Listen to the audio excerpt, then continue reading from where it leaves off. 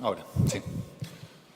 Seguimos con quizás la mesa redonda más importante de la jornada. Yo creo que hay un antes y un después de lo que pasó hace unos días, que es el evento de ciberseguridad que puso en evidencia un poco cómo están nuestros sistemas informáticos, la debilidad y un tema reiterado que ha salido en todas las ponencias de este Congreso, que es el derecho, cómo manejamos la información, esa vulnerabilidad, la sensibilidad de datos que tenemos los médicos.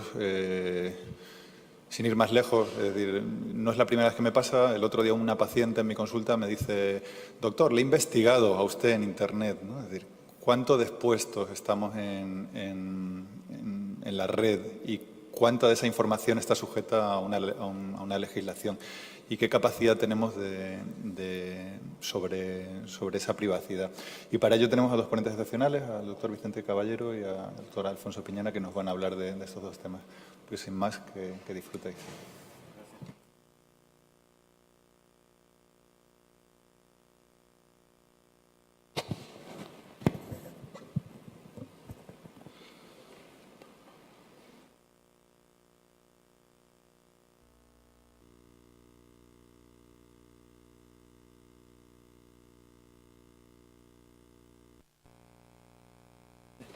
Buenos días a todos. Gracias por vuestra asistencia, tanto a los físicos como a los virtuales, porque ya que nos vanagloriamos de que somos el único grupo de trabajo dentro de Semergen que todas sus jornadas nacionales las emite siempre en streaming. Bien, hablar de derecho informático para mí es un reto, por así decirlo, porque yo soy un simple médico de primaria. Hace poco también voy a contar una anécdota, porque llevo recientemente trabajando en un cupo nuevo hace 6 meses, entonces nos estamos conociendo, después de 7 años en el cupo anterior. Y hace poco llegó una señora allí a la consulta y me dice: claro, es que ustedes los médicos en general, se les aprecia por su vocación. Digo, sí, tiene usted razón, porque los médicos brillamos por nuestra vocación. Y pensaba para mis adentros, si supiera esta señora que yo cuando hice selectividad y accedí a la universidad, la primera opción fue medicina y la segunda derecho, se hubiera llevado una sorpresa. Vicente Caballero, médico por vocación. Bien, si no hubiera sido médico sería abogado. Y mira por dónde, paradojas de la vida, al cabo del tiempo me veo aquí dando un taller, participando en una mesa redonda, y vamos a hablar de derecho, en concreto de derecho informático. Bien, ¿por qué esta mesa aquí? Pues en principio, pues de todo se aprende. Y el año pasado, justo el día de hoy, 3 de junio, inauguramos en Cáceres nuestra primera jornada de Medicina y Nuevas Tecnologías de Semergen. Dentro del debate suscitado en esos 2 días, pues estaba candente siempre el tema de la seguridad, el miedo que existía dentro de los profesionales al uso o al empleo de estas tecnologías, ¿de acuerdo? Porque también un poco por la inercia es lo desconocido. ¿Cuántas veces nos daba miedo insulinizar fármacos opioides? Y una vez que hemos abordado el tratamiento de esos tipos de fármacos y lo hacemos con entera libertad, anticoagulante, que está también en boga, pues ya vamos a perder esa inercia. Entonces, yo creo que, en principio, el hecho de estar aquí en esta mesa venía derivado de la necesidad. Bien, cuando hablamos de derecho informático, aquí os traigo dos definiciones. Yo, particularmente, me quedaría con la segunda y os leo textualmente, que sería el conjunto de leyes, normas y principios aplicables a los hechos y actos derivados de la informática, ¿vale? Sucintamente es muy sencilla y es el derecho aplicado a las nuevas tecnologías. Bien, ya la Constitución española, que es la norma de normas, la Constitución española 78, en su artículo 18.4, ya hablaba un poco del temor de lo que venía. Y, de hecho, decía en ese artículo que la ley limitará el uso de la informática para garantizar el honor y la intimidad, preservar principios básicos, personal y familiar de los ciudadanos y el pleno ejercicio de sus derechos. O sea, ya nuestros padres de la Constitución ya hablaban en el 78 de que venían las nuevas tecnologías y que tuviéramos cuidado con ellas, ¿vale? O sea, ya establecía como un miedo previo. Dentro del derecho informático, pues podemos hablar de ciertas materias que incumben a las nuevas tecnologías, materias como pueden ser la protección jurídica en la creación de software, el flujo de datos, tan importante ahora, con las comunicaciones que tenemos nacionales e internacionales, convenios y contratos ya tipo informáticos, delitos informáticos, por supuesto, como recientemente os ha hablado Manuel sobre la ciberseguridad y el virus, que luego expresamente nos hablará Alfonso, y el valor de documentos electrónicos, que son firmas digitales, DNI electrónico, etcétera, etcétera. Estas serían las materias que englobarían el derecho informático. Decide de antemano que no existe un cuerpo jurídico que englobe todas estas materias y las fuentes donde bebe el derecho informático pues son una serie de leyes y decretos que luego voy a ir repasando más despacio. Bien, el hecho en sí que para nuestra vida diaria estamos utilizando nuevas tecnologías, ¿vale? Y esas nuevas tecnologías las utilizamos para lo cotidiano, para comprar una entrada de avión, para comprar un billete de avión, una entrada a un concierto, montones de cosas, para pagar incluso. Entonces, la medicina del siglo XXI no puede estar inerme a esos cambios. Y, de hecho, hay muchas herramientas que utilizamos en la vida diaria que pueden ser de aplicación dentro de la medicina. El hecho en sí está claro. Bien, os traigo aquí una simple gráfica para que veáis un poco lo que dice ONSI, el Observatorio Nacional de las Telecomunicaciones y los Sistemas de Información. Entonces, vamos a ver si realmente nuestra población está empoderada en el uso de nuevas tecnologías, porque si no, no nos vale de nada en ese sentido. Entonces, la encuesta he traído simplemente esta diapositiva, ¿vale? Y me parece elocuente. O sea, lo decía antes Manuel, él tiene un perfil, un perfil personal y tiene un perfil dentro de redes sociales. Y el propio paciente puede indagar a ver quién es Manuel de forma virtual, ¿vale? Entonces, nuestros pacientes o ciudadanos, cuando hizo la encuesta a nivel nacional sobre el uso en temas de salud, el Observatorio Nacional de Telecomunicaciones pues detectó esta imagen que es muy gráfica. Decimos que el 60,5% de los usuarios en Internet buscan información sobre salud, ¿vale? Y un 22% la buscan en redes sociales. Bien, la encuesta es interesante porque, por un lado, nos habla de las fuentes de información y, por otro lado, nos habla del grado de confianza que tienen en esas fuentes de información. Y, si veis arriba, globalmente, los profesionales en salud son los que más confianza proporcionamos a nuestros pacientes o usuarios, ¿de acuerdo? Entonces, tenemos un reto clave, por así decirlo, porque podemos manejar ambas cosas, ambas dualidad. Por un lado, tenemos aquel paciente ávido de información y, por otro lado, somos nosotros, los profesionales, los que fehacientemente damos un grado de confianza alta y ellos confían en nosotros. Entonces, tenemos un reto como médicos de atención primaria. Bien, consecuencias que han traído las nuevas tecnologías al mundo sanitario. Pues, en principio, hablo un poquito ahora de las consecuencias positivas, ¿vale? Porque de todo sabido que la implantación de la nueva tecnología ha supuesto una mejora en la eficacia y la eficiencia, reduce los costes, por así decirlo, y facilita la comunicación tanto entre profesionales y comunicación entre profesionales y pacientes, con lo cual los beneficios son notorios y palpables. Os traigo un ejemplo que ya es del 2014, ¿vale? Y se decía que el 20 millones de españoles tienen su historia clínica digitalizada. Otro dato elocuente es que el 70% de la población española utiliza receta electrónica. O sea, estamos progresando. Y luego hay una amplia implantación del sistema de radiología digital, ¿vale? Esas cifras a día de hoy, yo creo que como la informática, la nueva tecnología, su velocidad no es aritmética, sino exponencial, esas cifras se han duplicado con creces a día de hoy. Bien, hemos hablado de las bondades que ha supuesto el empleo y está suponiendo el empleo de las nuevas tecnologías, pero siempre, para todo hay un pero, y aquí Alfonso y yo venimos de poli malo, ¿vale? Porque hasta ahora habéis hablado perfectamente, estupendamente, de herramientas, de aplicaciones y tal, y nosotros vamos a ver un poco el aspecto negativo que pueden suponer si no utilizamos bien estas herramientas, porque el Código Penal está siempre ahí detrás de nosotros. Entonces hay que saber y conocer y sabernos mover en el ámbito en el que estamos actuando, ¿vale? Claves negativas o factores negativos que pueden influir en las nuevas tecnologías, pues primero, la falta de adaptación. ¿Vale? Hay profesionales que por circunstancias, por su edad, por su conocimiento, pues tienen un poco esa inercia digital, ¿vale? Siempre repito que yo creo un poco por desconocimiento.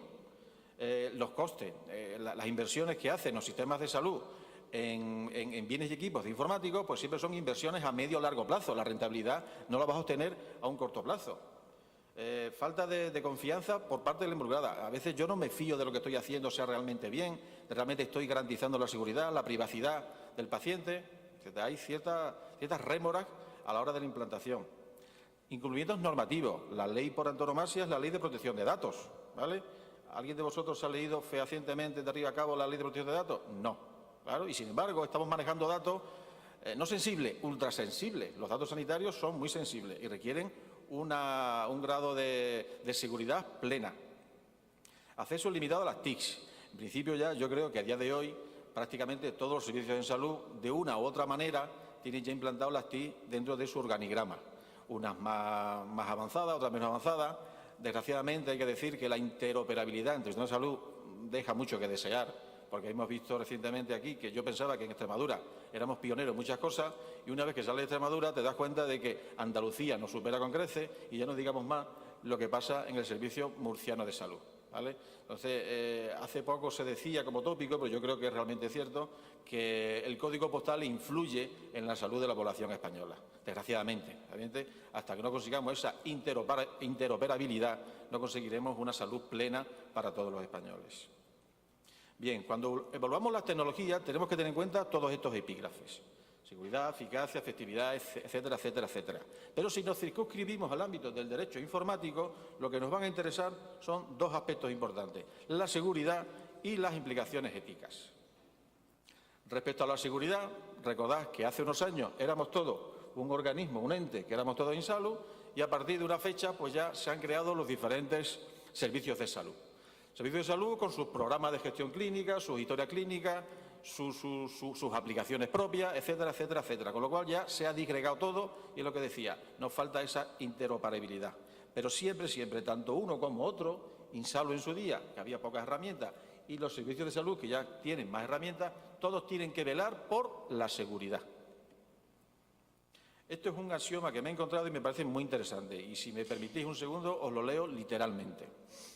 Los profesionales sanitarios que usan la tecnología tienen que conocer en detalle las condiciones y requerimientos para su empleo seguro, eficaz, eficiente y aceptable en diferentes circunstancias clínicas, así como las ventajas e inconvenientes ante un proceso o un paciente concreto.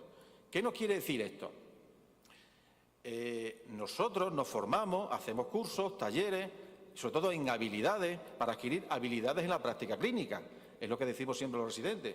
Tienes más conocimientos que yo, pero yo te voy a enseñar habilidades clínicas. Bien, el axioma que os he puesto aquí quiere decir que nuestros empleadores, nuestros servicios de salud, cuando se nos contrata, cuando tenemos una posición, deberían de formarnos en el empleo, el uso de los sistemas informáticos que utilizan para gestionar esos servicios de salud. ¿Cuántos de vosotros habéis hecho cursos de este tipo o de esta índole? Pues prácticamente nadie. Y entramos todos los días con un nombre, una clave y un compromiso de confidencialidad con todos los datos que estamos manejando, ¿vale?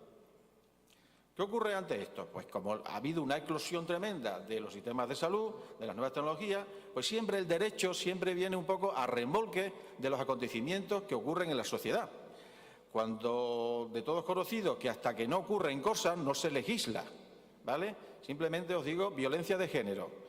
Hasta que no ha habido muertes casi a diario, no se han empezado a endurecer las leyes, por así decirlo, que regulan la violencia de género. Pues lo mismo ocurre un poco con el mundo de las nuevas tecnologías. A medida que se está ocurriendo esa necesidad, el legislador está aplicando o está modificando o creando nuevas leyes que regulen los sistemas de informáticos y las nuevas tecnologías. Porque todo en la vida siempre hay algún pillo, por así decirlo, que se aprovecha del boom que está ocurriendo. Importante, libertad no es igual a seguridad, ¿vale? A veces confundimos que Internet todo vale y en Internet no vale todo. Internet tenemos que utilizarlo con un pozo, por así decirlo, y muchas veces como actuamos con nuestra vida diaria, ¿vale? Con honestidad, con respeto, con educación. Hay que coordinar leyes, crear más leyes, como he dicho antes, ¿vale? Y proteger siempre la intimidad. Dentro del marco jurídico que existe en el derecho aplicado a las nuevas tecnologías, pues aquí os traigo algunas leyes que a mí me parecen imprescindibles, ¿vale? Importante, la ley por antonomasia, que es la ley 15 del 99 sobre la Ley Orgánica de Protección de Datos y su reglamento que la desarrolla en el 2007. Otra ley importante sería la de Servicios de la Sociedad de Información y Comercio Electrónico, nuestra, por supuesto, Ley del 86 de General de Sanidad, autonomía del paciente, la Ley General de Publicidad, la Ley General para la Defensa de Consumidores y Usuarios y, por supuesto, nuestro código de normas que nos obliga, entre comillas, por nuestro juramento hipocrático, que es el Código Deontológico Médico. Y, por supuesto, aquello que sea punible estaría dentro del Código Penal, ¿vale? Bien, una vez que hemos visto esta parte previa en la cual hemos conceptuado una cosa hasta ahora un poco abstracta, que era el derecho sanitario aplicado al mundo de la tecnología, el derecho informático, yo me centraré con una herramienta que es la historia clínica digital, ¿vale? Y luego Alfonso va a dedicarse un poco más a lo que es la ciberseguridad de los sistemas de información. Bueno, historia clínica todos la conocéis, es la recopilación de datos médicos, imágenes, analíticas, etcétera, etcétera, evolutivo, que realizamos a cualquier paciente. Cuando esa historia se digitaliza, la convertimos en historia electrónica. Ya queda lejos aquellos almacenes donde guardamos las historias, ¿vale? Tediosamente para el auxiliar administrativo, que se encargaba de sacar las 40 carpetas y recoger en la mañana las 40 carpetas, donde la custodia de esas historias pues dejaba muchas veces mucho que desear, ¿vale? ¿Por qué? Porque muchas veces no estaban cerradas bajo llave el recinto donde se deben guardar las historias y cualquier profesional accedía a esas historias y sin cortapisa y sin nada, con lo cual esa cadena de custodia, por así decirlo, que están obligados los centros sanitarios, pues muchas veces se perdía. Cuando manejamos historias clínicas, las manejamos en estos 4 aspectos. Generalmente, en la gran mayoría de las veces, de forma asistencial. Bien podemos también utilizarlo como forma docente, de investigación o bien como gestión clínica, ¿vale? Bien, un pequeño inciso a la Ley de Protección Orgánica de Datos del 99 y su decreto, donde ya aparece el tratamiento de los datos informáticos. Sucintamente también os digo que en esa Ley de Protección Orgánica de Datos, en el artículo 7, nos está hablando de que el profesional que pueda acceder a la historia clínica digital será un profesional sanitario, que esté sujeto al secreto profesional. Otro artículo de esa ley. También nuestro Código Deontológico, en su capítulo 3, en la relación médico con el paciente, nos habla que la historia clínica debe de cumplir los principios de ética, ¿vale?, para asegurar la confidencialidad de los datos del paciente. También dentro del Código Ontológico, en el aspecto secreto profesional del médico, en el capítulo 5 nos dice que la relación médico-paciente se basa en esa confidencialidad. Lo que pasa en la consulta no debe salir de la consulta, ¿vale? Y nuestros pacientes, por así decirlo, se vuelcan en esa confianza. ¿Por qué? Porque saben fehacientemente que el médico nunca debe difundir sus datos en salud, ¿vale? Pregunta importante, ¿la historia clínica electrónica es segura? No es segura. Y para muestra un botón. Y hace 4 días hemos visto que no, porque aparte del ataque que ha habido de forma masiva a industria, ha habido centros hospitalarios, instituciones sanitarias que se han visto afectadas por ese virus o por esa manipulación o por esa piratería. Con lo cual, a la pregunta anterior decimos que no es segura la historia clínica, pero sí hay que hacer hincapié en que los sistemas de seguridad sean actualizados de forma periódica. Bien. Respecto al médico que utiliza la historia clínica, es un error considerar que por el hecho de ser médico yo puedo acceder a cualquier historia. No. Solamente podré acceder a aquella historia que la vaya a utilizar para una labor asistencial. Dígase en consultas de atención primaria, dígase en consultas de atención continuada. Yo no puedo acceder a una historia de una persona si no es de mi cupo, por así decirlo, o la estoy asistiendo en atención continuada. Y eso está tipificado en el Código Penal como delito. Entonces, ¿todos los accesos quedan restringidos? Bueno, en principio, fuera de tu ámbito, sí. Vale. Y os digo una cosa, cuando yo entraba en la sala de historias clínicas en papel y visualizaba una analítica de mi paciente, pues yo tenía acceso, por así decirlo, pero muchas veces nadie se enteraba ni yo quedaba un registro de que he entrado, he movido esa historia. Pero cuando entramos con nuestra clave personal y nuestro nombre dentro de los servicios de salud, siempre, todo lo que hagamos a posteriori va a quedar una huella. O sea, el sistema público de cada autonomía va a saber cuándo entras, qué visualiza, qué toca, qué navegas, o sea, que lo saben todo, por así decirlo, ¿de acuerdo? Con lo cual, vas a quedar un rastro digital que si el día de mañana hubiera algún problema de ámbito jurídico, el juez puede reclamar los accesos de esa persona en cuestión. Cuando entramos en una historia que no nos compete, estamos incurriendo en una violación de la intimidad de ese paciente. ¿Y por qué se dan accesos indebidos? Bueno, pues lo digo como siempre, hay un axioma en derecho que dice: el desconocimiento de la ley no te exime de cumplirla. No, yo es que no sabía. No lo hagas y no la temas. O perdón, no la temas y no lo hagas. Por curiosidad, pues a veces entramos por curiosidad. La curiosidad es un delito tipificado en el Código Penal, ¿vale? A veces entramos por ignorancia. Es un problema porque estamos violando la intimidad de esa persona, de ese individuo, y está penalizado, tipificado en el Código Penal. Aquí os traigo una sentencia de no hace mucho, de 16 de mayo, o sea, es reciente, ¿vale?, que ha aparecido en Redacción Médica, y dice: piden cárcel para un médico que espió la historia del amante de su mujer. Y dijo este profesional que lo que quería era evitar transmisión de enfermedades venéreas, que el amante le transmitiera a su señora alguna enfermedad venérea. Él entró en una historia que no le competía, ¿vale? Con lo cual, eso era constitutivo de delito. El denunciante reclamó eso, se enteró, por así decirlo, de la entrada indebida, y el médico fue castigado, ¿vale? ¿Está realmente garantizada la confidencialidad de la historia clínica? Bien, como hemos dicho antes, garantizar la confidencialidad es muy difícil, muy difícil. Pero tenemos que pivotar sobre dos círculos, creo yo. Primero, el profesional tiene que estar formado y empoderado para que él sea precavido a la hora de entrar en algo que no le compete. Y, en segundo lugar, nuestros sistemas de salud deben, por así decirlo, garantizar, entre comillas, que los cortafuegos, seguridad, están todos actualizados y un buen dispositivo, ¿vale? ¿Por qué? Porque la intimidad es un derecho que ya está recogido en la Constitución como un derecho fundamental, inalienable e inviolable. Aquí os traigo un artículo, el artículo 197 de intromisión en la intimidad, está recogido en el Código Penal, y ya está viendo que es ilícito la captación de imágenes, grabaciones, sin el consentimiento expreso de la persona. En el mismo artículo también nos habla de la adquisición de material para provocar o facilitar la comisión de algún delito. También está tipificado en el Código Penal. Programas informáticos concebidos también para cometer algún tipo de delito, también está tipificado en el Código Penal. O bien el uso de contraseñas o códigos de acceso de forma fraudulenta. Todo eso también está tipificado. Bien, ahora, ¿cómo respetamos la confidencialidad y el secreto médico? ¿Vale? En principio, en redes sociales. Luego os voy a mostrar una infografía de Mónica Lalanda, que la he bajado hace poco de Twitter, y es muy gráfica.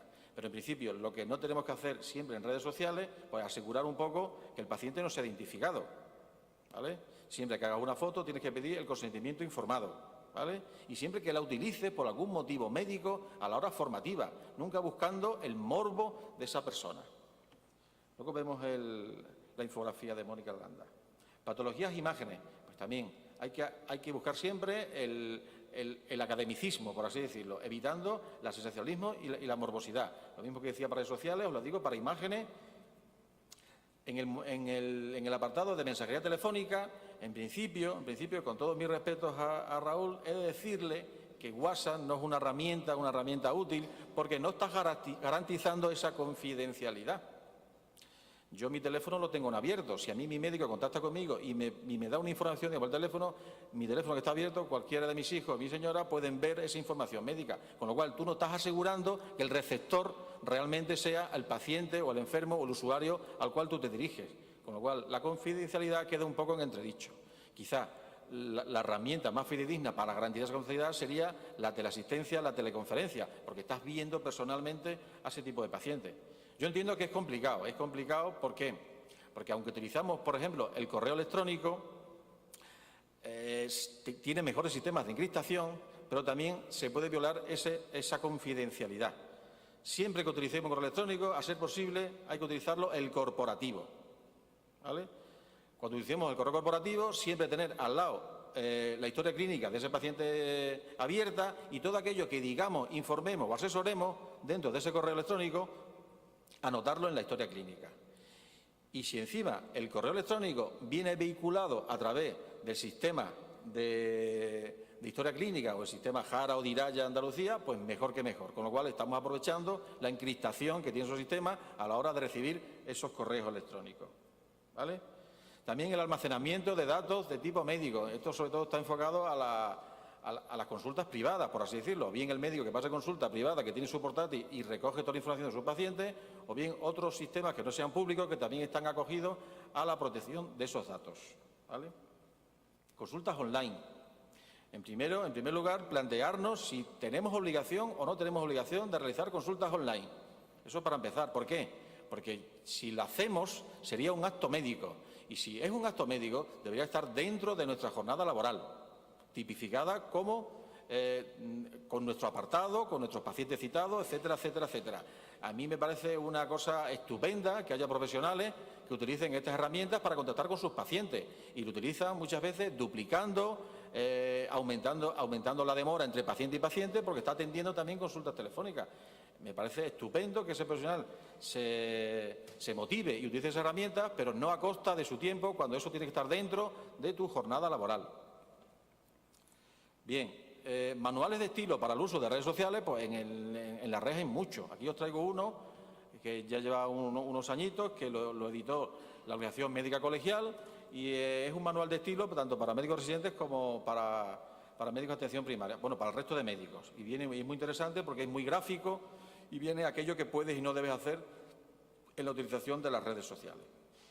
Decálogos hay muchos, por así decirlo. No hay un cuerpo jurídico que nos obligue o que nos instruya a la hora del uso de las redes sociales. Sin embargo, hay sociedades, nosotros como Semergen, como grupo de Nuevas Tecnologías, tenemos hecho un código ético donde también recogemos, hecho por Han y por Javi, donde ellos recogen también un decálogo propio y otras muchas cosas para el buen uso de redes sociales. Y esta es la infografía que os comentaba antes. Muy sencilla y muy intuitiva, y lo vais a entender perfectamente. Soy un sanitario, soy un médico y quiero subir la foto de un paciente a redes sociales. En primer lugar, me planteo una pregunta inicial. ¿Es apropiado o no es apropiado? Bien, si es por un motivo docente, porque mi ética médica me obliga, por así decirlo, a difundir ese caso clínico, pues quizás sí. Pero si el sentido mío es el morbo o el autobombo, entonces en principio no la cuelgues. Vale. Una vez que hemos visto que tiene un valor docente, yo me haría la siguiente pregunta. ¿El paciente es reconocible o no? No debe ser reconocible. Si es reconocible, no la colguéis, por supuesto, porque estáis violando la intimidad de ese paciente. ¿De acuerdo? Si el paciente no es reconocible, siempre le tenéis que pedir el consentimiento, el permiso expreso para colgar esa foto o ese caso clínico que la queráis subir, ¿vale? Si él os lo da, pues ya podéis colgar esa imagen. Pero si el paciente no os otorga su consentimiento, no colguéis esa información. Y bien, ya la última, como resumen, prácticamente deciros una cosa. Como he dicho antes, yo soy médico de atención primaria, yo me manejo en la atención primaria y los datos y los temas jurídicos a mí como que no tengo actualizaciones, por así decirlo, ni tampoco mi empresa me forma. Entonces, ¿qué tenemos que hacer ante la duda que nos puede suscitar en la consulta de atención primaria? Asesoría jurídica, ¿vale? Cada servicio de salud y cada gerencia a nivel nacional tiene siempre un asesor jurídico al cual podéis recurrir cuando tengáis una duda en estas materias, ¿vale? También, como colegiado, cada provincia va a tener su colegio médico y el colegio médico también va a tener su propia asesoría jurídica. Y, por supuesto, también contad con nosotros. Es el correo de Nuevas Tecnologías, del Grupo de Trabajo de Nuevas Tecnologías, que dentro de nuestra humildad en el mundo del derecho, pues intentaremos solventar cualquier cuestión que os suscite en vuestro trabajo diario. Yo siempre lo he dicho y lo digo como los mandamientos. Estos 10 mandamientos de un decálogo se resumen en uno. Actúa con sentido común. Cuando estés en redes sociales, cuando estés como tu imagen virtual, tienes que ser como lo que eres en la vida diaria y como eres con tus pacientes, tratándolos con respeto, educación, privacidad, etcétera, etcétera. Y en principio eso es el sentido común, que sería el resumen, por así decirlo, de todo lo que he hablado anteriormente. No me quiero extender mucho más, daros las gracias y deciros que vamos a estar presentes también en el próximo Congreso de Semergen de Granada. Muchas gracias.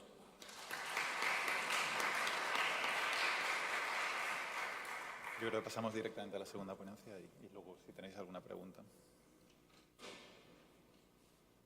En lo que preparan la presentación sí que me llama la atención lo que ha dicho Vicente. Hace poco alguien denunció una de esas fotos que aparecen en las cajetillas de tabaco, que se supone que no se identifica al paciente, y hay un pleito en referente a eso. Es decir, que tenemos que ser muy cuidadosos con lo que... Muy cautos a la hora de divulgar información. Porque las cajetillas de tabaco no se ve caras, pero alguien reconoció su lesión como suya.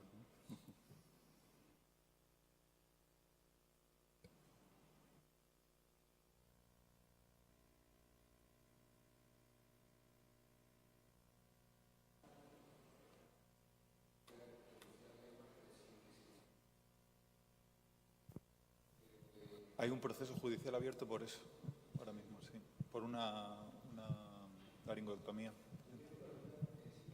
La pregunta es, muchas veces yo le hago la foto, le doy la vuelta al teléfono, se la enseño al paciente y le digo, mire usted, esto es lo que es la foto. Me dice, bien. Digo, mire usted, que quiero ir a una charla y presentarla. No necesito registro escrito de eso, ¿verdad? Con la buena intención del paciente y habiéndolo explicado es suficiente, ¿no? En principio es lo que tú dices. Yo creo que es el consentimiento verbal que el paciente te está otorgando, ¿vale? Pero yo he hablado con este tema con fiscales y con forenses y dice, claro, que el documento fidedigno, por así decirlo, es la historia clínica digital.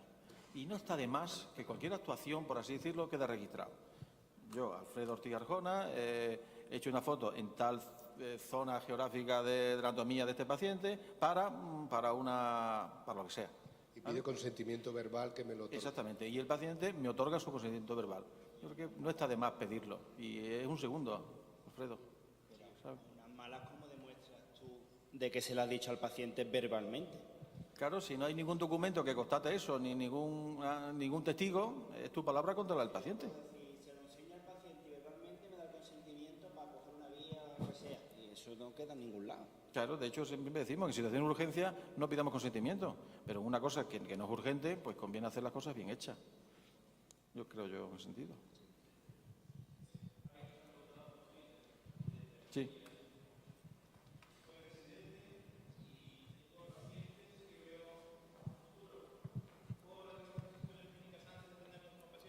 ¿Perdón? Un residente de Asturias nos pregunta por Twitter si es que puede puede ver las historias clínicas de sus pacientes que tiene, por ejemplo, mañana para hacerlo un poco más rápido. En principio, lo que decía antes, si es un profesional sanitario, está acogido al derecho, a la obligación de confidencialidad. Si tiene derecho a entrar en esa historia clínica, porque está autorizado, claro, es un poco trabajo de futuro. Yo creo que sí. ¿Por qué? Porque tú estás viendo previamente qué es lo que está ocurriendo con ese paciente, porque quizás tú te quieres informar sobre sus antecedentes para tratarlo mejor. Lo que estás hablando un poco de la temporalidad. Yo creo que en ese aspecto, siempre y cuando tenga el derecho al acceso a ese paciente, el que se haga en el tiempo, pues a veces no influye. Yo muchas veces lo primero que hago cuando vengo a mi consulta es recopilar a aquellos pacientes que están ingresados en el hospital o han pasado por atención continuada. ¿Por qué? Porque aunque no estén citados, aunque no estén en mi lista de trabajo, a mí me interesa por qué está ingresado o por qué ha ido a atención continuada. O sea, yo sin que esté presente estoy accediendo a su historia. Siempre y cuando tengas el consentimiento para poder entrar en esa historia, perfecto. Pero como he dicho antes, no por el hecho de ser médico tienes acceso a todas las historias de todos los pacientes.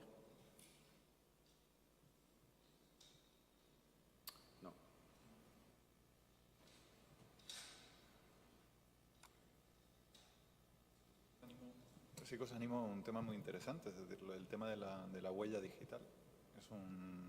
No sé si alguien se ha planteado lo que aporta la huella digital al derecho médico. Es decir,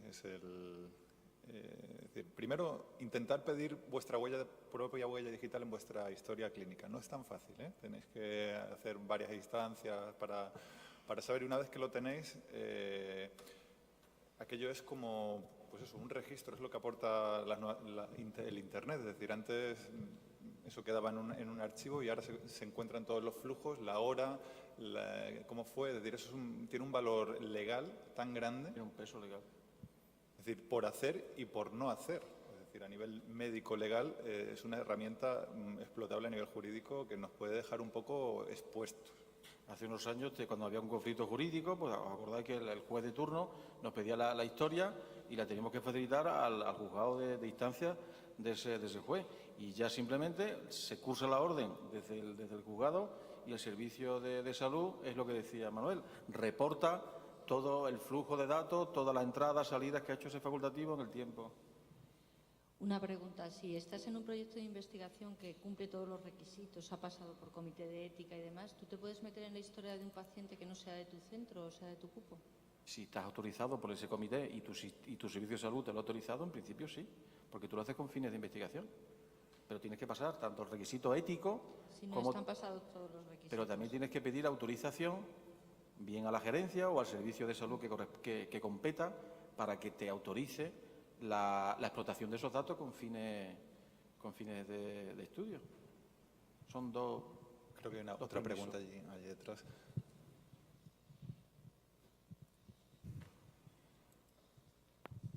Buenos días. Buenos días. Me gustaría apuntar un poco el tema de la Ley Orgánica de Protección de Datos, que, como has comentado antes, yo creo que es una de las cosas más importantes en que nos tienen que formar las gerencias. De hecho, aquí en Madrid, por ejemplo, se puede uno formar en protección de datos, pero no a través de la gerencia de salud. Tienes que buscarte tú la vida. Y yo creo que, independientemente del Internet y todas estas redes sociales, nosotros nos pasamos todo el día, o en los centros de salud hay todo el día una serie de ataques contra la Ley Orgánica de Protección de Datos, porque historias existen por todos los lados. En nuestra mesa hay cantidad de historias, o sea que ahora nos ponemos muy esto y nos pasa todos los días. Y quería apuntar sobre lo que ha dicho la compañera, que es un poco por el tema de la investigación. En atención primaria lo tenemos muy chungo porque nosotros no tenemos un sitio donde guardar las historias clínicas. Unas historias clínicas que hemos visitado, más luego todo lo que sería todos los listados de pacientes que podemos meter en un estudio de investigación. Todo eso tendría que estar bajo llave porque estoy en un comité de ética y todo eso, en teoría, un monitor lo tiene que ir a ver y demás, ¿no? Entonces, tú puedes visitar obviamente una historia clínica, pero si reflejas algún dato en algún monitorización o lo que sea, tiene que estar bajo llave. Tenía que estar bajo llave las historias clínicas de antes y ahora tiene que estar bajo llave toda la investigación.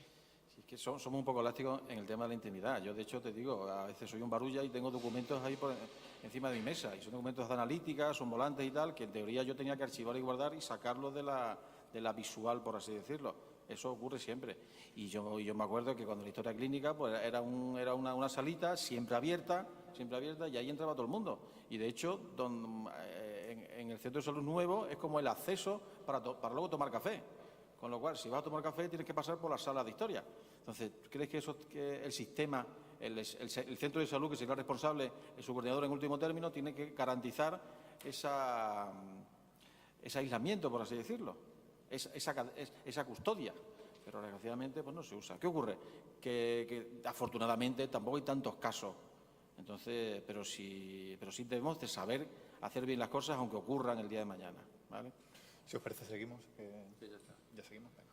Hola, buenos días. Me llamo Alfonso Piñena, soy coordinador médico del Centro de Salud Cartagena Oeste y estoy muy agradecido por el grupo de trabajo Emergen que me facilita comentaros algo que yo he aprendido por mi cuenta y al estar con el grupo que me ha indicado.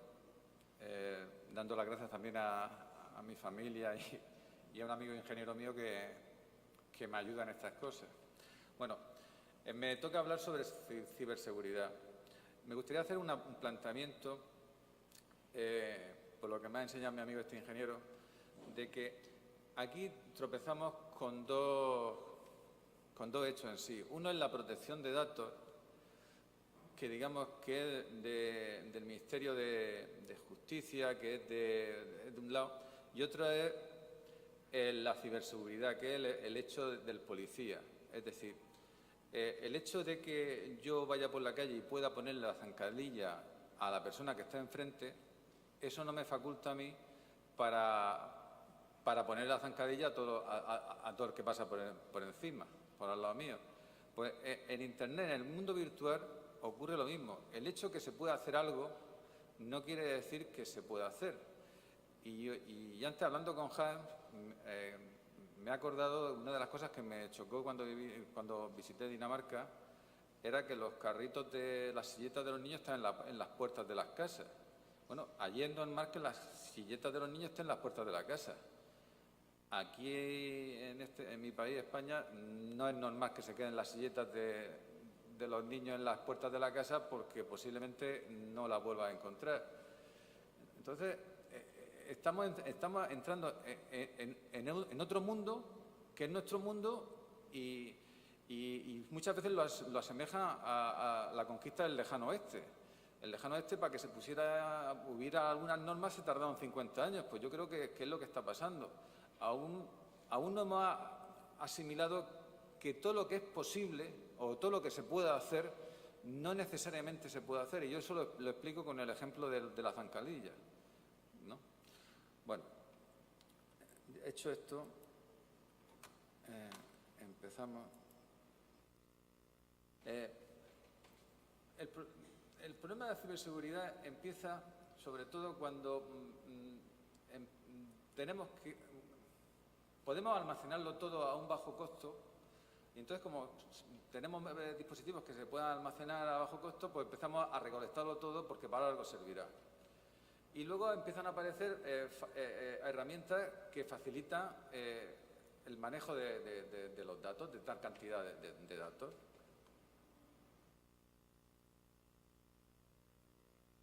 Entonces, ¿cómo definiríamos ciberseguridad? Pues la protección del uso indebido de la infraestructura, del ciberespacio, sus redes, datos y usuarios. Es decir, la seguridad tiene que estar tanto en los hardware, en los software e incluso en qué hacemos con los datos. Por ahí lo que también quería decir antes es que existe la Agencia Protectora de Protección de Datos, pero en la vertiente policial está el INCIBE, el Instituto Nacional de Ciberseguridad, que está en León, justo al lado de la Academia de Policía, porque al final hacen falta policías virtuales, o sea, que se dediquen a la seguridad de esta nueva vida que es el ciberespacio. La información tiene un valor, que puede ser por motivos industriales, porque queremos hacer espionaje a las compañías de al lado, puramente por avances científicos o por posicionamiento en el mercado o porque queremos fichar al mejor empleado que le va bien a una compañía, pues traérnoslo a nosotros. O también el valor de la información es con fines personales, para suplantación de identidades, para obtener información de terceros o con fines comerciales. La venta de información personal empresarial del mercado es un valor. Hay un coaching que es Emilio Duro, que cuando enseña, tiene vídeos en internet, yo he tenido la suerte de darme una charla, que él cuando dice a un empresario cómo explica la motivación, él siempre dice, si haces lo mismo, tendrá el mismo resultado. Dice, fíjate tú, del empresario que tiene éxito y copia, simplemente copia. Por eso cuando con un producto o una cosa tiene éxito, enseguida salen copias. Bueno, pues el que tiene más información es luego el que puede hacerse con el gato al agua. Facebook, en cuanto vio el éxito que podía tener el WhatsApp, pues la compró, por ejemplo. Entonces, pero tenemos que hacer unas consideraciones cuando hablamos de ciberseguridad, que cualquier estrategia de ciberseguridad debe estar alineada con la normativa de los derechos humanos del país que la implementa. Existen los principios internacionales sobre la aplicación de derechos humanos a la vigilancia de las comunicaciones. La seguridad siempre va a ir un poco en contrapista con la libertad, porque la seguridad total en cualquier ambiente no se puede conseguir al 100%. Y siempre, cuando vamos al aeropuerto, a mí una vez me hizo gracia un comentario de unos vigilantes en el aeropuerto de Madrid-Barajas, Adolfo Suárez, que decía la vigilante de algunos, ¿te has dado cuenta que los rusos siempre levantan los brazos? Bueno,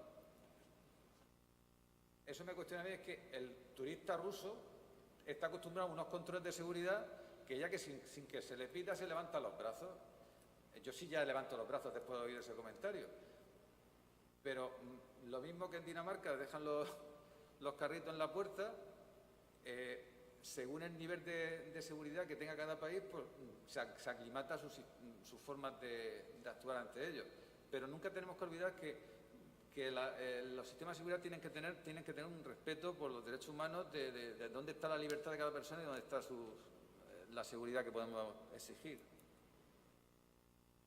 En las políticas de ciberseguridad se podría fomentar el desarrollo de estándares abiertos que permitan innovaciones en soluciones de seguridad, basándose en grupos estandarizados abiertos y respetando y evitando modificaciones unilaterales de los estándares de Internet. Es decir, toda política de ciberseguridad tendríamos que ir a estándar único, volviendo al ejemplo del turista ruso. O todos levantamos los brazos o no te hace falta levantar todos los brazos cuando nos pasan el detector.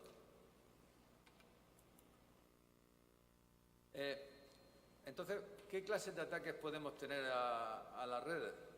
Pues de interrupción, que se produce cuando un recurso, herramienta o la propia red deja de estar disponible debido al ataque. Por intercepción, cuando un tercero accede a la información del ordenador o a la información que se encuentra en tránsito en la red.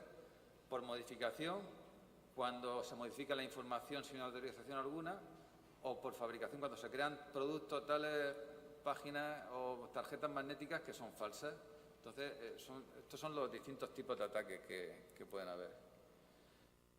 Luego están las técnicas de hacking, o sea, de cómo conseguimos la información. Están las spoofing, que es suplantar la identidad en un sistema total o parcialmente.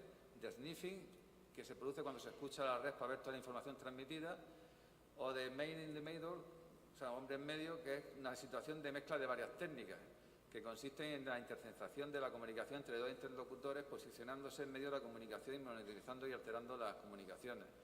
Esto es lo que se ve muy bien en la película de Snowden, de cómo los sistemas de inteligencia son capaces con programas de captar toda esta información.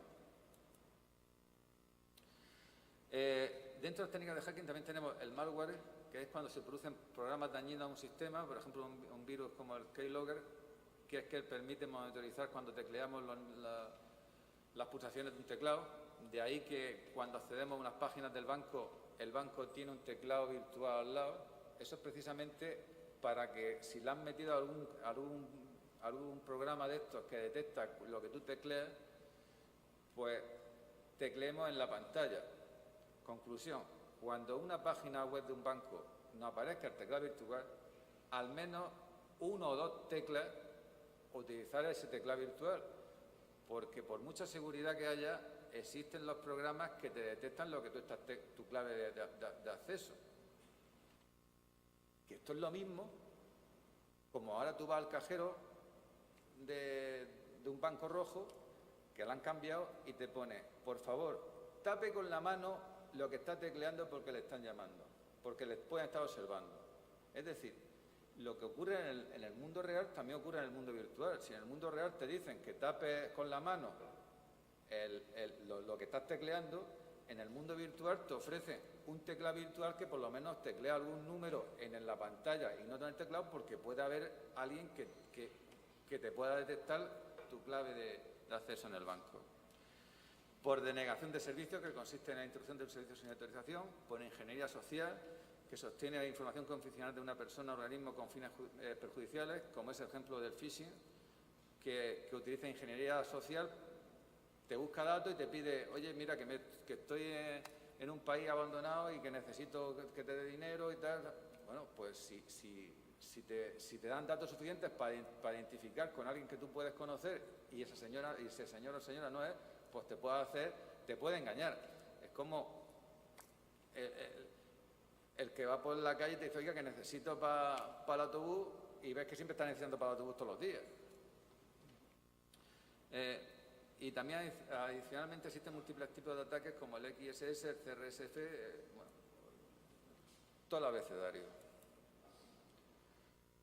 Pero la amenaza número 1 para el mundo de la salud es que la organización sanitaria almacena un inmenso volumen de información sensible y valiosa con objeto principal para todo este tipo de casos, que se incrementará en el futuro, ¿no? Un ataque de esta naturaleza en una organización sanitaria puede poner en riesgo una parte o totalidad de las historias clínicas de los pacientes, por su gran cantidad de datos, especialmente de especial sensibilidad, que debemos de custodiar y proteger. Y perderlo puede suponer una verdadera catástrofe para cualquiera que lo sufra.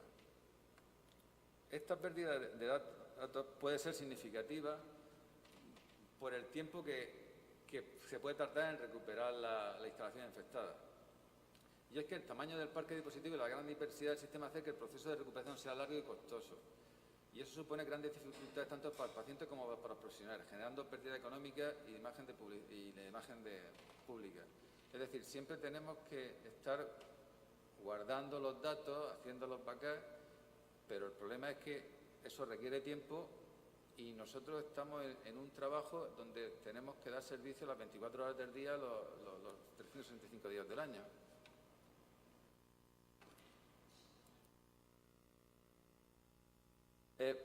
Y ahora, en relación a esto, ha salido recientemente de entrada en vigor el nuevo reglamento de la Unión Europea en relativo a la protección de la protección de las personas físicas en lo que respecta al tratamiento de datos personales y de libre circulación de datos. Esto es lo que nos va a regir en materia de ciberseguridad a todos los que estamos en el ámbito europeo. El ámbito de aplicación es toda Europa, pero no solamente restringe el espacio europeo, sino que es igualmente obligatorio para todas las empresas encargadas del tratamiento de datos ya estén establecidas en Europa y siempre que ofrezcan bienes o servicios a los ciudadanos que sean residentes o controlen el comportamiento en el territorio europeo. El consentimiento del interesado es imprescindible para cualquier acto, mediante un acto afirmativo que sea claro, que refleje una manifestación de voluntad libre, específica e informada e inequívocamente que acepte el tratamiento de los datos con carácter personal que le concierne, no permitiéndose el consentimiento tácito.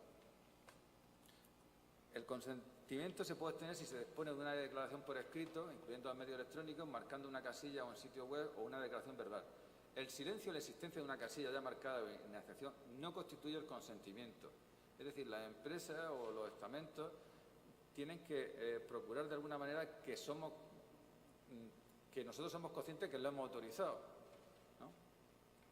En todo caso, el responsable del tratamiento de datos debe ser capaz de demostrar que en efecto el interesado ha prestado su consentimiento. También se crea la figura del delegado de protección de datos que deberá supervisar, informar y asesorar sobre el cumplimiento de la normativa aplicable. Se supone que debe estar suficientemente cualificado y se deberá facilitar el ejercicio de sus funciones proporcionándole los recursos necesarios sin que pueda ser destituido o sancionado por el mero hecho de cumplimiento de la delegación de la protección de datos. En cuanto al perfil de este profesional nuevo, el reglamento señala que debe tener información adecuada, por lo que se deja en manos de la empresa el encontrar la persona idónea. También se crea la generación de una ventanilla única.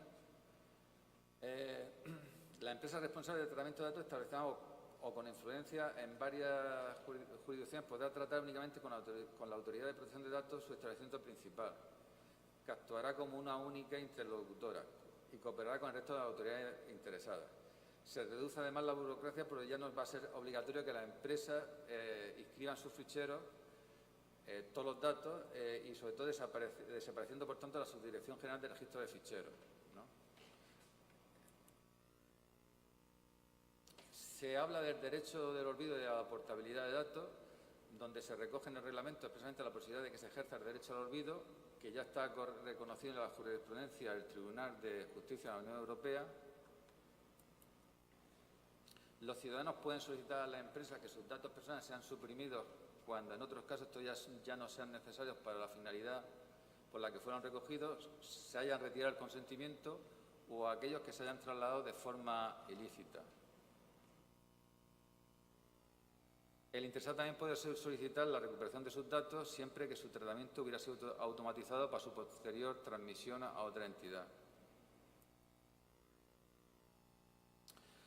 Aquí es muy importante, las violaciones de seguridad tienen que ser tienen que ser notificadas en un máximo de 72 horas, desde que se hubiera tenido constancia del mismo, y siempre que constituya un riesgo para los derechos y libertades de los ciudadanos, en cuyo caso deberán comunicarle igualmente al afectado. En la transferencia internacional de datos, los flujos transfronterizos de datos no podrán en un caso implicar un menoscabo del nivel de protección y será necesaria autorización previa para exportar datos a terceros países o organizaciones internacionales si se realizan sirviéndose de cláusulas tipo aprobadas por la Comisión Europea. Se crea el Consejo Europeo de Protección de Datos, que está formado por los representantes de cada una de las 28 autoridades, con control independiente, y tendrán capacidad de adoptar decisiones jurídicamente vinculantes. Se supone que serán 27 si al final el Reino Unido se va. Se crea la responsabilidad proactiva, donde las entidades que traten datos deberán poder acreditar que estos han sido tratados de manera lícita, legal y transparente, recogidos con arreglo a fines determinados, explícitos y legítimos, conforme a los cuales serán tratados, recopilados de forma adecuada, pertinente y limitada a lo necesario, actualizados en caso de ser necesario, mantenidos durante el tiempo estrictamente preciso y tramitados de tal forma que garanticen su seguridad. Se prevén sanciones que pueden llegar hasta los 20 millones de euros o el 4% del volumen del negocio total anual global del ejercicio financiero anterior, en caso de infracciones muy graves, y así mismo se incluye un régimen sancionador completo que detalla los agravantes y los atenuantes. Se prevé que la entrada en vigor sea para el próximo 25 de mayo del año que viene y durante el periodo hasta que se ponga en marcha se mantendrá vigente las normativas actuales en vigor de las instituciones europeas, y las organizaciones deberán de llevar a cabo todas las actuaciones necesarias para adaptarse al nuevo marco normativo. Y ya para terminar, esto es lo que me aparece a mí en mi ordenador a raíz de los últimos ataques, que te dice: debido a los ciberataques solicitamos no abrir archivos adjuntos ni acceder a enlaces recibidos por correo de fuentes no confiables, no abrir ficheros ni enlaces de fuentes no confiables, evitar la medida de lo posible acceso a uso de ficheros ubicados en unidades compartidas, el contenido de las carpetas comprendidas se han cambiado a solo de lectura, y ante la más mínima evidencia contactar con el centro de soporte. Es decir, intentar aislar toda la intranet de la mejor manera posible, porque el virus te puede entrar, el malware te puede entrar por cualquier sistema, y el problema es que si infecta a la intranet, el virus tiene capacidad para replicarse por toda la vez, y entonces no es que te fastidie tu ordenador, es que cae el sistema. Y ya como decálogo, o sea, las normas básicas: que hagamos copias de seguridad periódicas y en remoto si es posible, desconfiar de las redes Wi-Fi en enlaces de origen desconocido, asegurar tu red doméstica con cambio de contraseña, descargar e instalar aplicaciones oficiales. Tenemos que tener claro que lo que nos cuesta gratis en Internet no es que sea gratis, es que lo van a monitorizar de otra manera, que es con datos. Que los multidispositivos requieren multiprotección, utilizar contraseñas fuertes, diversas y renovadas, y evaluar el riesgo de seguridad de la empresa tomando medidas y sensibilizar al personal. Es decir, que aunque podamos poner zancadillas por la calle, no las tenemos que poner. Esta es la bibliografía y muchas gracias.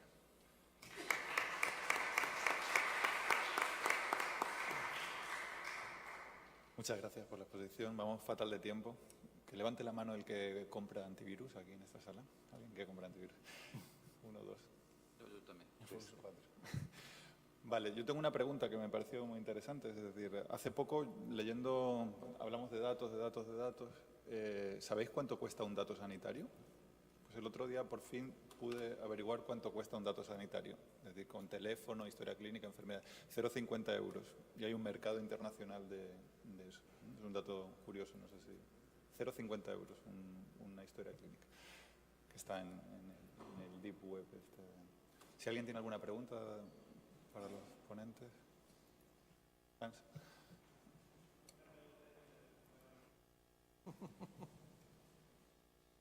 Una pregunta de Twitter para Vicente. Dicen si es que las nuevas tecnologías contemplan los cambios de los que hablas, y si no las contemplan, es que están obsoletas las leyes. Leyes hay, por así decirlo, y la ley fundamental sería nuestra antigua Ley Orgánica de Protección de Datos y que se va a refundir en el Reglamento Europeo. Yo creo que leyes hay, por así decirlo, y toda tecnología que sale al mercado, en teoría, tiene que cumplir todos esos requisitos. ¿Qué ocurre? Pues que a veces están surgiendo aspectos nuevos que quizás la ley no los contempla.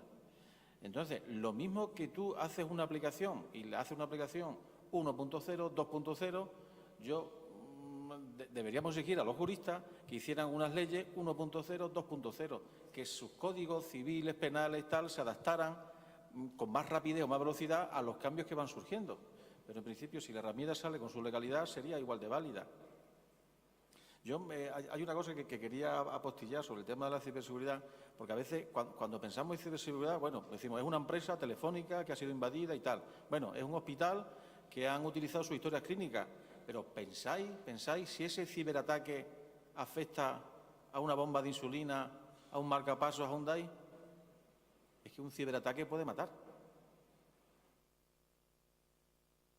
Quería que dar esa reflexión, porque a veces pensamos en documentos médicos y a veces también el ciberataque puede ser a un software, a un mecanismo, a un hardware o a un wearable, que puede ser incluso hasta mortal para el paciente. Pues sin más, si no hay más preguntas, muchas gracias por vuestras ponencias. Un placer compartir.